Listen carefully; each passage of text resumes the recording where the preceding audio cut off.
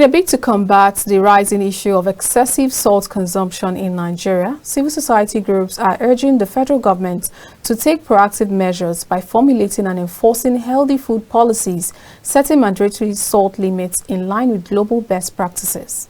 The call was made in Abuja, where concerns were raised about the escalating cases of non-communicable diseases, including hypertension and cardiovascular diseases. Benedict Uko brings us more on the story. As Nigeria faces an estimated daily salt consumption of up to 5.8 grams, exceeding the World Health Organization's recommended limit, civil society organizations are pushing for the implementation of relevant legislations to safeguard Nigerians from the adverse effects of excessive salt intake.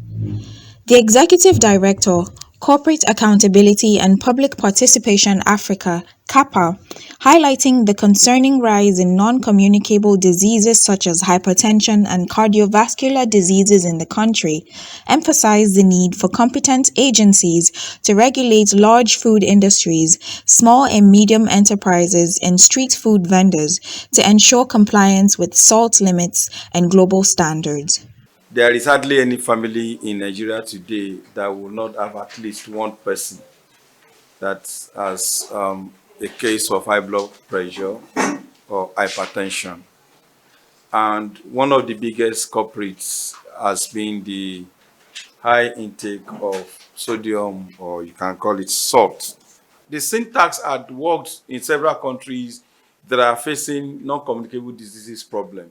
I will be very glad if the Nigerian government will also look at that particular area.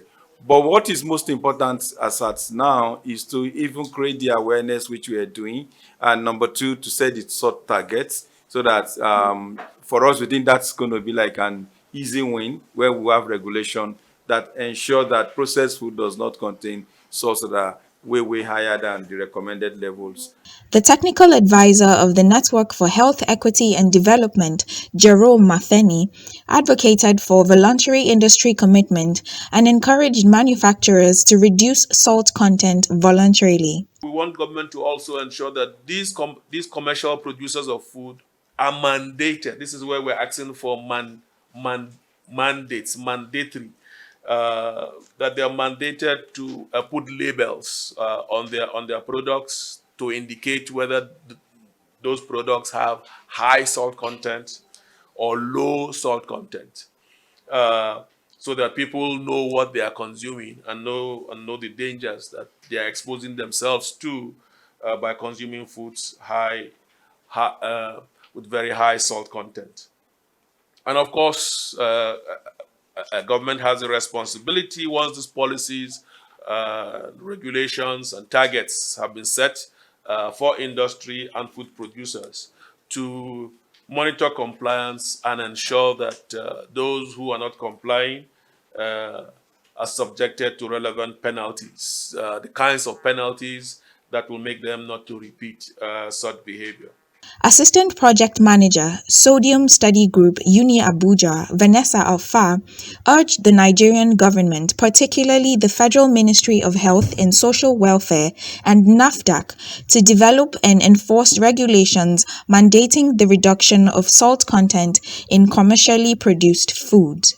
All these convenience foods, things like cakes, bread, biscuits, and the rest of them, we need to set a target for them so that they can know that, okay, this is the recommended target. We're not saying they should cut off salt completely, and you actually can't create so many of these products without salt, and the consumers will not buy, and no manufacturer wants that. The emphasis was laid on the need to implement regulations on salt targets, which would provide Nigeria with an opportunity to improve the health and well-being of her people.